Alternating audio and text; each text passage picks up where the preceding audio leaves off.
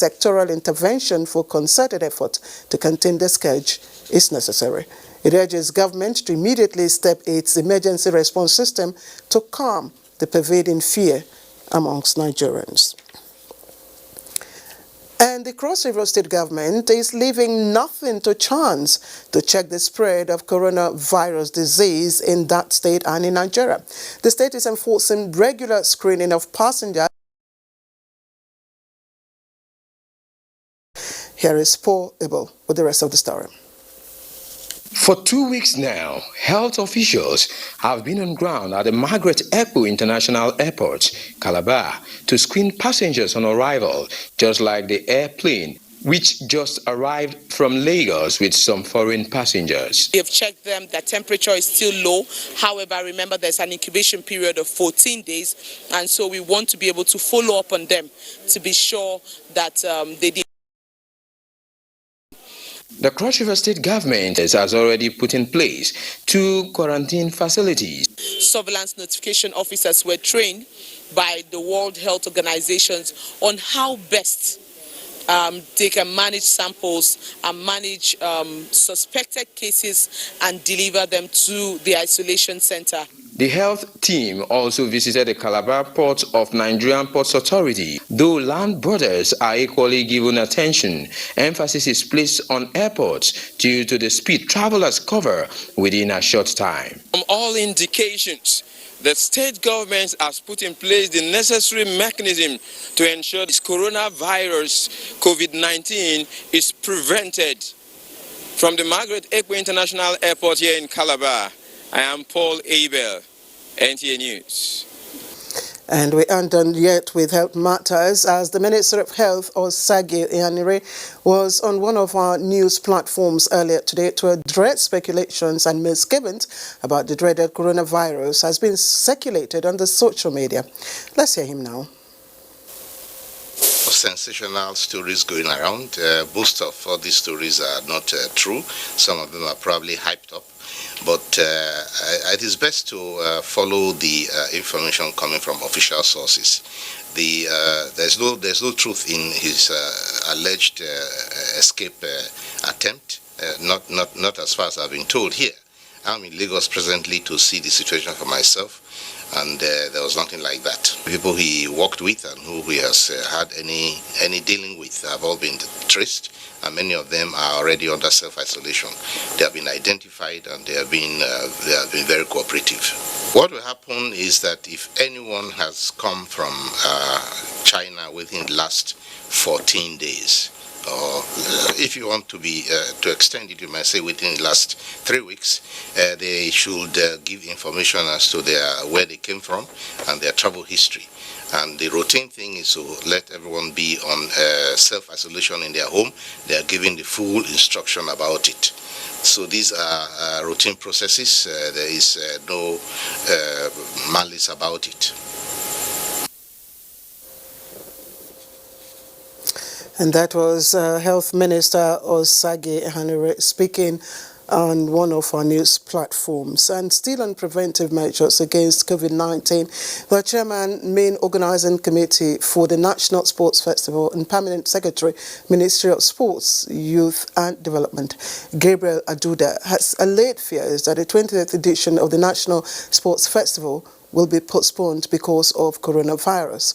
Now, the committee allayed the fears after inspecting the State Infectious Disease Isolation Center mapped out to quarantine protective patients with the infectious disease in Benin. Elizabeth Omoko reports that the State Deputy Governor, Philip Shuaibu, took the MOC on tour of the facility.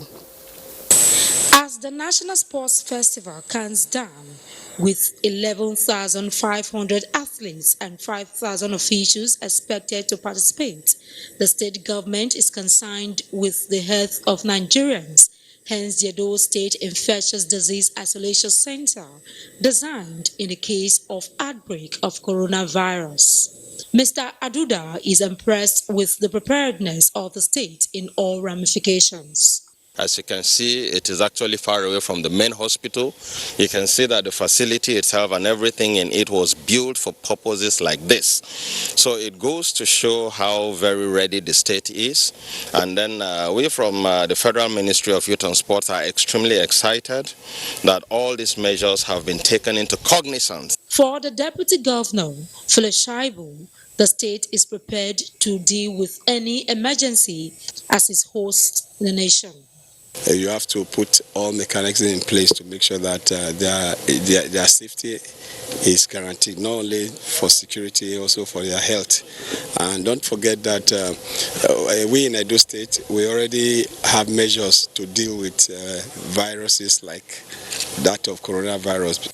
The National Sports Festival, tagged Edo 2020, is scheduled for March 22nd to April 1st in Benin.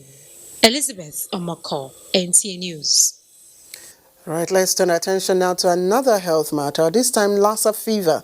And Minister of Environment, Dr. Mohammed Mahmoud Abubakar, has flagged off a comprehensive environmental response to curtail possible outbreak of Lassa fever and other emerging health challenges in the country. Suleiman Abdullahi Rikachuku reports that the initiative was flagged off in Rigasa, Kadena State.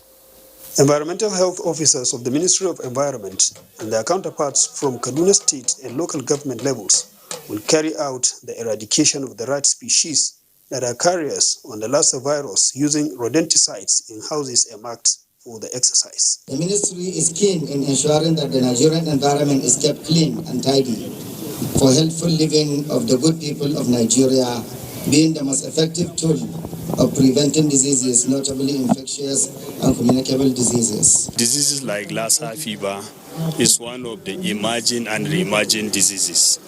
For that purpose, it requires environmental health solution. The One Health concept is an initiative of the Federal Ministry of Environment aimed at improving health care through synergy of health, agriculture, and environment sectors to prevent outbreak of emerging health issues such as Lassa fever and coronavirus, among others. In Kaduna, I am Suleiman Abdullahi Rigachku, NTA News. And on to other stories now. Contractors are now back on site at the only but abandoned Kadena wind farm to deliver the project for improved power supply in the state. Minister of Power Salim Maman is at the forefront of the realization of this project, which promises an alternative source of energy for the country while increasing the nation's power pool. Joshua Ojito tells us more. 10 years back, the Kadena wind farm was initiated and contract awarded for the pilot project in the country to explore the renewable energy potential in the state. With substantial level of work done, the project was, however, abandoned. Now, there is commitment by the federal government to complete the project, an agreement reached with the contractor as he mobilized to site. Already, 31 turbines have been installed and the 6 vandalized turbines are to be rehabilitated. There are 37 turbines in this wind farm put together to generate 10 megawatts of power for the people of Kadena State. Hopefully in the coming weeks, the 31 turbines will be on. And looking at efficiency level, depending on the speed of wind, we hope to generate 5.5 megawatts. Umaru Musayar Adwa University, Kadena, is among the benefiting communities of the project and work on the transmission line connecting the wind farm and the university has been completed. We are going around to see how far this project is gone because this project has been on ground for over 7 years. And we have to make sure that we complete this project. And we are also going to support the contractor to make sure that this project is completed. Yes, I'm highly satisfied. But before, I'm not satisfied because I don't know what is going on. The state government Abdul Mumini Kabir Usman lauded federal government commitment in addressing challenges in the power sector. In Kadena, Joshua Ojito, NTA News. And here is a much more cheering news as Abuja residents breathe a sigh of relief as its hot and dusty weather finally got some respite with a heavy downpour on the first day of March 2020. And our correspondent didn't miss it. Telka Wilkie went out to the town to see how residents are responding to the cool relief Mother Nature has brought our way. The weather in Abuja in the last few months has been described as hazy, cold, windy, dusty, and dry. But all of this is about to change as residents in some parts of Abuja experience the first rain of the year.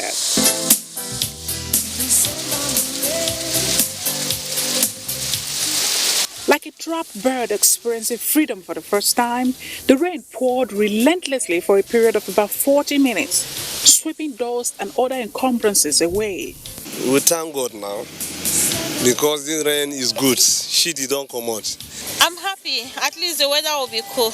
Well, I was happy because the heat has been something else. Like as at yesterday night, it was something else. I couldn't even sleep. It's an awesome experience.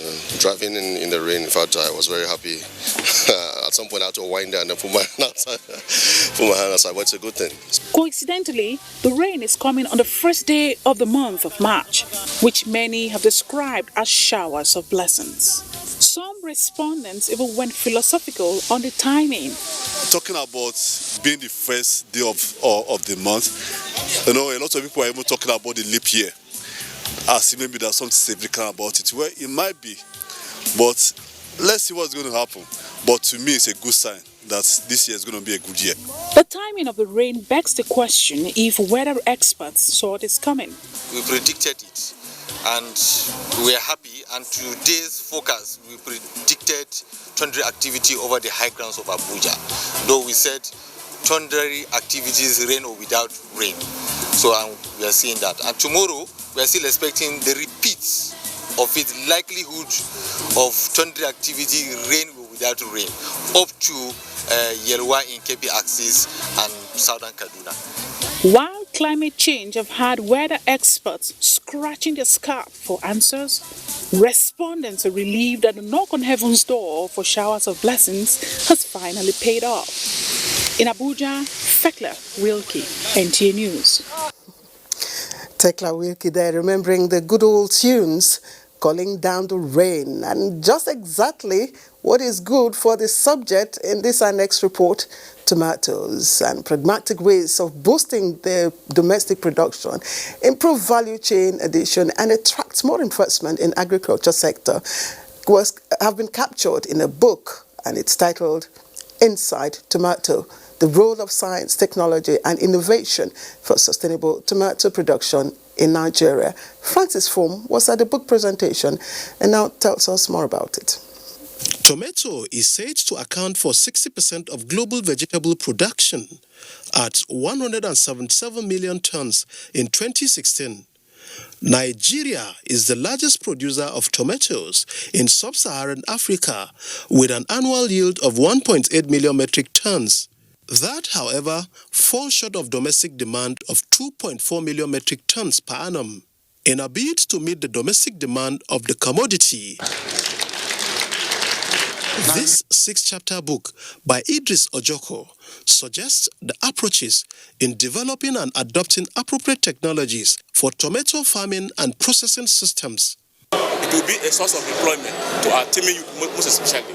Farmers can actually find it very, very beneficial and economical. Special advisor to the President on Media and Publicity, Femi Adesina, is the book reviewer. If you go into tomato farming with the information this book makes available for you, it empowers you for good returns. If Nigerians can read this book, we can have entrepreneurs, we can have people who will start very small businesses with the capacity of these businesses to grow into large ones. The only way to spread the wealth, create employment, is to go through diversification in different sectors, not limited to agri. In another development, the Benue State Commissioner for Energy, Science and Technology, with the Federal Ministry of Science and Technology for mutual benefits. Ogbonnaya Onu advised states to start using science, technology and innovation to add value to the natural resources they have. Francis from NTA News. And the Catholic Church today staged a peaceful walk in Abuja to protest against insurgency, banditry and kidnappings in Nigeria. Omenka Marachukwu reports that the peaceful procession began from the National Ecumenical Center. Though a rainy day, these did not deter the protesters as they marched through the streets of Abuja to express their displeasure against all forms of insecurity in the country. The protesters were led by the President Catholic Bishops' Conference, Most Reverend Augustine Akubweze, with other Christians in solidarity. We also call for the arrest and prosecution of those behind these senseless killings that sow the dangerous seeds of hate and distrust among the various segments of the Nigerian society. The Catholic bishops are having their first plenary for the year 2020, where they will deliberate on issues affecting the country. In Abuja, Umenka Marachukwu, NTA News. And the Department of State Services has denied a report that it laid siege on Premium Times online media outfit and has hacked the telephone of one of its staff. DSS spokesperson Dr. Peter Afunaya, in a statement, says the stirrer is false, unfounded and unjust. A piece of sensationalism. He states that there is no such operation at the moment by the service targeted at the Premium Times, its editors or staff. The DSS emphasizes that if there is any need for it to discharge its duty, it will do so with every sense of decency and in accordance with laid down procedures. The DSS advises that the report should be disregarded. And widows of police officers who died in the line of duty have been empowered by the wife of the Inspector General of Police. As part of efforts aimed at ameliorating their plight, relief items were distributed to the widows. Again, we have Francis Form has the report. 39-year-old mother of two, Ramatu Dauda, is among the hundreds of police wives whose husbands died in the line of duty, leaving them to the mercy of others. Here, Ramatu joins 59 other police widows who the wife of the Inspector General of Police is providing startup packs to as part of efforts to fill the void created by the death of their husbands. May God increase his year. The way he is doing to us, people will do his grandchildren and his grand family in the name of Jesus. As I they come out for house for this morning, I don't get anything. I can't come here, I can't see this favor. God will go favor as he favor me like this with these children for me. Don't reach 20 years away, my God, die, nobody. Look at how he blessed me with the freezer and rice. He talks to me, my children no suffer. He no go suffer. He talks to me, my children no hungry. He no go hungry. After December rice finish, I always buy one mudu to manage with my children. I'm so happy. You can see that I'm sharing tests for some time ago now. I'm happy. Wife of the Inspector General of Police urged the widows not to sell the items, but to use them to improve their living standards and provide for their children. I've seen empowerment before, giving them grinding machines and so. The next door, they start selling it 10,000 naira, but these they should try the best they have to make use of it. The Widows' Empowerment is part of the activities lined up for POA National Convention.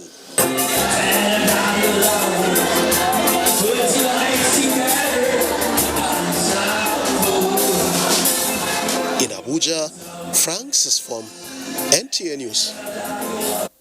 And in sports, Plateau United reclaims top position in Nigeria Professional Football League with 40 points from 22 matches as Oka residents welcome Police Games participants with a fitness walk. Amazi Marcus has more on Sports Update.